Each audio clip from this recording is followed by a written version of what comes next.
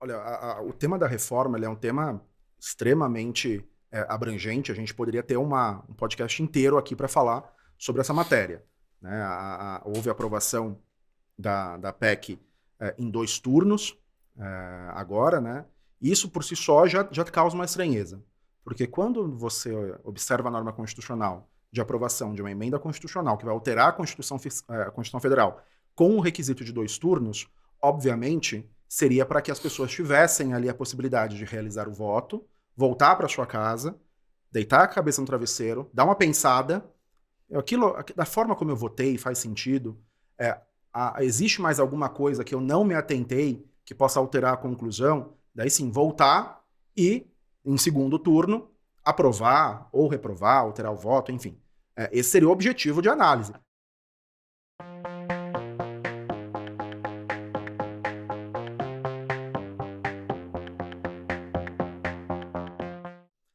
O mindset dessa reforma é trazer simplificação, né? Existe essa simplificação? Essa é uma pergunta que, se você me fizer essa pergunta para eu olhar sobre o viés da legislação, muito provavelmente sim. Por quê? Porque hoje nós temos um sistema jurídico com 5 tributos, com legislações, mesmo a federal, eu tenho uma legislação para o PIS e para a COFINS, tenho uma legislação para o PIS e COFINS importação, eu tenho uma instrução normativa que foi publicada agora, que a gente vai discutir sobre ela, né, a 2121, com uma infinidade de artigos. Eu tenho o regulamento de IPI, eu tenho a lei do IPI, eu tenho 27 legislações estaduais, tenho 27 regulamentos, eu tenho mais de 5.600 legislações municipais. Então, isso tudo agora vai ser condensado em, a priori, né, uma lei complementar que vai dispor sobre fato gerador, base de cálculo, hipótese de incidência, imunidades, isenções. Então, do ponto de vista da legislação, me parece que sim, vai haver uma simplificação. Agora, se a gente olha para outros pontos, me causa um problema um pouco maior, né? Uma dúvida um pouco maior. Por quê? Porque a gente teve a unificação dos nossos tributos num IVA dual, que é a CBS, né, a contribuição em âmbito federal, e o Imposto sobre Bens e Serviços, que vai aglutinar o ICMS e o ISS em âmbito estadual e municipal. Como fica a forma de implementação desse arquétipo constitucional? Eu vou ter uma lei ordinária para a CBS e uma lei complementar para o IBS? Ou vou estar tudo numa lei complementar? Ainda que esteja tudo numa lei complementar, eu preservo a autonomia dos entes públicos. Então, o Estado pode fazer uma fiscalização com relação ao IBS e o Fisco Federal pode fazer essa mesma fiscalização com relação à CBS. Eles podem olhar para o mesmo texto e ter interpretações diferentes, que vão ocasionar autuações diferentes, seja em uma esfera, em outra, ou nas duas, por motivos diferentes. Porque é, inclusive, legítimo, né? Legítimo. Porque você tem interpretações... Você vai ter... É do exercício do direito que as pessoas possam interpretar. É claro que a gente está falando de órgãos públicos aqui, enfim, mas isso acontece hoje, inclusive. Exato. Você pega... hoje talvez um pouco menos, mas a própria Receita Federal tem, dentro da Receita, cosidos com entendimentos absolutamente diferentes. Exatamente. Quer dizer, é completamente previsível que, se eu tenho 2 órgãos diferentes, se um órgão tem interpretações dentro dele mesmo que são diferentes, eu vou ter fiscalizações federais e municipais e elas vão divergir entre elas, não tenha nenhuma dúvida, até por interesses econômicos. E esse é o grande problema.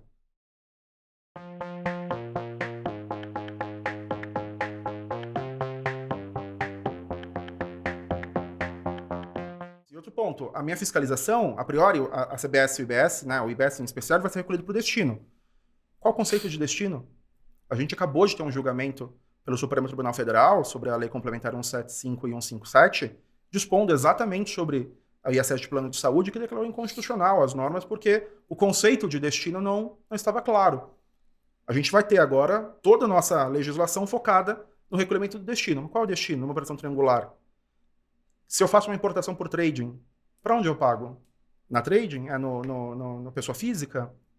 Eu posso constituir, então, o Machado Meyer lá em um município com uma alíquota menor e começar a prestar serviço de lá, mantendo os meus advogados em outro local, o objetivo da norma não era acabar com a guerra fiscal, será que isso vai, de fato, acontecer? Então, esses pontos, né, me chamam a atenção com relação à reforma, e daí, de modo objetivo, para a gente não se alongar também, eu vejo, assim, uma simplificação, em especial com relação à legislação. Mas tem um ponto que me preocupa muito, que é a delegação de grandes matérias para serem discutidas em lei complementar. E se a gente não tiver um alinhamento com o legislativo para que essas arestas não sejam deixadas para trás, né, a gente corre o risco de ter uma nova onda de judicialização. Então a gente sai de 6 para meia dúzia com toda uma insegurança, só que agora de um sistema jurídico novo que a gente sequer testou e a gente sequer sabe como discutir. Porque eu tenho um Conselho Federativo, tem uma previsão de competência do STJ, mas essa previsão de competência do STJ é para dirimir conflito entre entes federados e o Conselho Federativo. Como fica quando o problema é o contribuinte não concordando, né? Então, enfim, me causa aí ainda uma preocupação.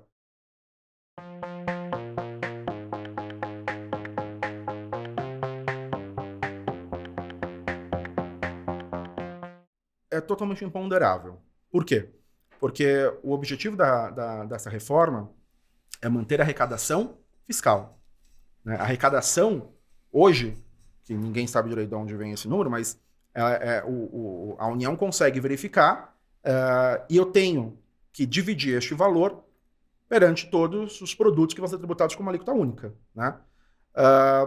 Só que eu tenho agora, na recente aprovação, diversos regimes de exceção. Então, cesta básica, medicamentos, transporte, enfim, diversas exceções ali que vão ou reduzir em 100% a alíquota ou reduzir em 60%. Obviamente, num conceito de manutenção de arrecadação do fisco, essa desoneração ela vai ser jogada para os demais setores, que vão ter que pagar essa conta, porque o fisco vai ter que receber o mesmo.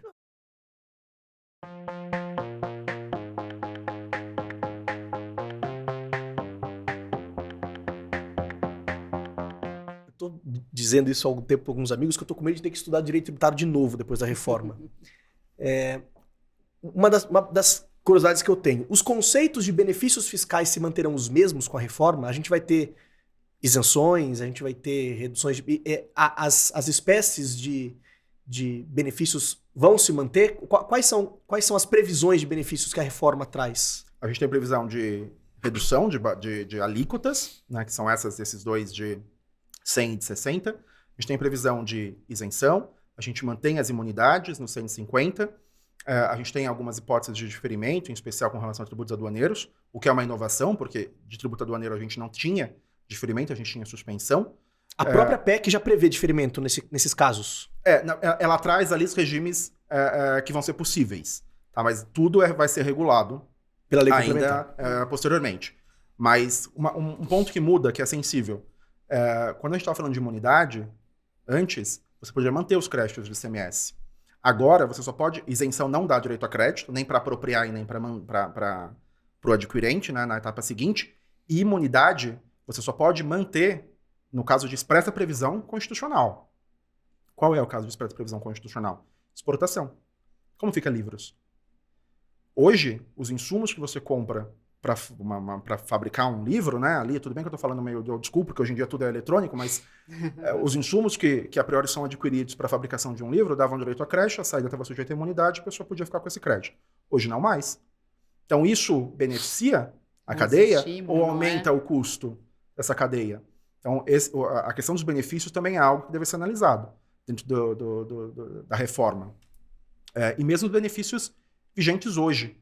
Você tem, a partir de 2029, um escalonamento, porque vai reduzir em 10% a alíquota do ICMS e vai aumentar a alíquota do IBS até chegar em 2032, quando efetivamente o ICMS, o IPI e o ISS são extintos e passa a vigorar somente a CBS, o IBS e o IS. E aí você tem também uma redução dos benefícios fiscais. Só que você tem benefícios fiscais que foram ali caracterizados como direitos adquiridos, porque foram deferidos sobre condição onerosa por prazo determinado. Por isso que é constituído um fundo, que é o fundo de equiparação ali para fazer frente à perda desses benefícios, mas também não se sabe muito bem como esse fundo vai funcionar. Se vai devolver em dinheiro, se vai devolver em crédito, como é que isso vai ser. Então existe ainda uma insegurança, Guilherme, bastante grande com relação a essa reforma. Mas também com relação a esse ponto, a gente entende que pode haver uma majoração de carga para determinados setores, mas também pode haver uma redução para alguns outros. Então, os industriais que tinham problemas na apropriação de crédito, de ICMS, por exemplo, sobre a discussão de produto intermediário, né, que está sendo julgado agora pelo STJ em base de divergência, mas esse tema que sempre foi um tema polêmico, ou então o conceito de insumo, que, enfim, já foi analisado também, mas continua sendo objeto de discussão, a IN 2121 é a prova disso, isso a priori deixa de existir, e o contribuinte pode apropriar um crédito sobre todas as despesas com relação a essas aquisições, né, de prestações de serviços e materiais que ele tem. Então, na nossa visão, isso pode fazer com que haja uma redução desse custo tributário dessas empresas. Eu tenho uma visão muito cética em relação a isso, tá? Porque eu acho que é tudo muito legal, mas quem combinou com a Receita que ela vai topar, sabe? A gente tem matérias já tão bem definidas, matérias que, enfim, eu acho que nós tivemos... Eu vou dar um exemplo, tá? Tudo bem que depois até reverteu, mas nós tínhamos a questão do terço de férias, né? Que apesar de ter um repetitivo, a Receita ficou insistindo e batendo, etc. Tudo bem, até reverteu. Mas a questão é que a Receita tinha um repetitivo lá e simplesmente... Ou pegar auxílio-doença que não reverteu. Exatamente, ótimo exemplo. Exatamente. Ótimo exemplo.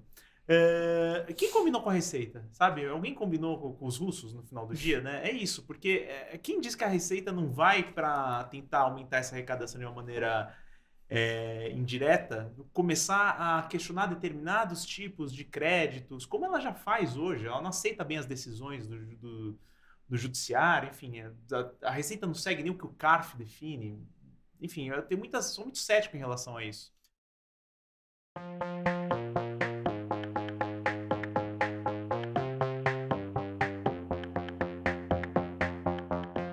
Essa reforma, ela prova a nossa fé, né? Porque a fé é você acreditar em algo que você não vê, que você não tem comprovação alguma de que existe essa reforma. É comprar um prédio na planta, né? Exatamente. Porque a gente não sabe qual vai ser a carga. Essa reforma, ela depende diametralmente de um sistema que vai verificar o valor pago na venda de um insumo até a venda do produto final, para entregar para o município o estado de destino aquele valor de arrecadação, descontado os créditos das aquisições e descontado eventual valor de ICMS que possa ser compensado após 2032 do saldo credor em razão da extinção e da assunção do IBS. Então, é um sistema que ninguém nunca viu, mas a gente está tendo fé que vai acreditar, que vai existir. Vai funcionar, né? Exato. Então, precisa, né, acreditar. O arquétipo da reforma me parece positivo. É uma reforma que está vindo para simplificar, vai tornar os cálculos muito mais transparentes, o IBS e a CBS vão ser por fora, não vai ter grossap, né? Então as normas são as mesmas, então nos parece que o arquétipo ali ele seria favorável. O grande problema, como você falou, Daniel, é o histórico que nós temos, né? Do nosso judiciário, o histórico que nós temos da Receita Federal. Isso sim pode representar ali um problema. Mas daí o problema não está na norma. Né? O problema está na interpretação, né? De quem for interpretar. É até difícil acreditar que vai reduzir a litigiosidade por conta disso, né? A gente não sabe, mas assim, como o direito é interpretativo, e como o Guilherme bem falou, a gente tem divergências de interpretação dentro do próprio órgão da Receita Federal, dentro dos estados, e enfim, eu vou interpretar de uma forma, a Receita Federal vai interpretar de outra forma, os estados vão interpretar de formas distintas, você vai ter, com certeza, fiscalizações distintas. Então, assim, é difícil imaginar o judiciário afastado. É muito difícil mesmo. Então...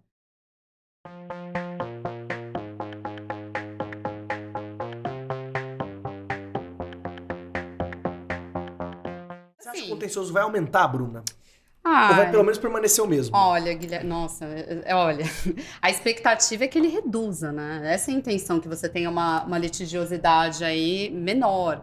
Mas eu acho difícil hoje a gente ter essa previsão, justamente porque tá tudo, né? A gente não sabe o que vai ser, né? Não sabe como é que vai vir, não sabe a clareza do texto. Minimamente tem que aguardar a lei complementar, tem que aguardar com certeza. Mas assim, até fico pensando, né? Porque a gente vai ter um regime de transição, nós vamos ter casos, por exemplo, casos que ainda vão ser analisados pelo Poder Judiciário em relação aos tributos antigos. Imagina, quantos anos ainda que a gente vai estar em 2032 analisando uma questão ainda de PIS e COFINS, quando o PIS e COFINS, por exemplo, nem vai mais existir. Porque hoje a gente tem uma morosidade do judiciário, até nem por culpa do judiciário, mas por conta, né, do aumento, assim, todo mundo quer fazer valer o seu direito, e é legítimo, né, direito constitucional.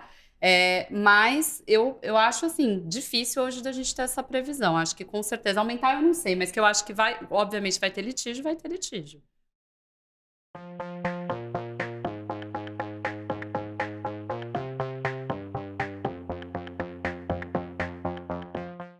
Eu vou responder com relação à previsão, daí a Bruna pode me complementar com relação às decisões judiciais, né? Mas quando a gente olha para essa proposta que foi aprovada, nós temos em 2026 a inclusão, né, a criação da IBS com uma alíquota de 0,1 e da CBS com uma alíquota de 0,9.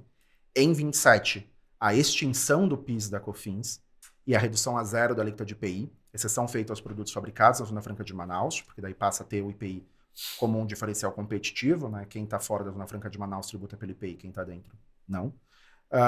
Em 2029, a gente começa aumentando a alíquota do IBS, reduzindo a alíquota de ICMS.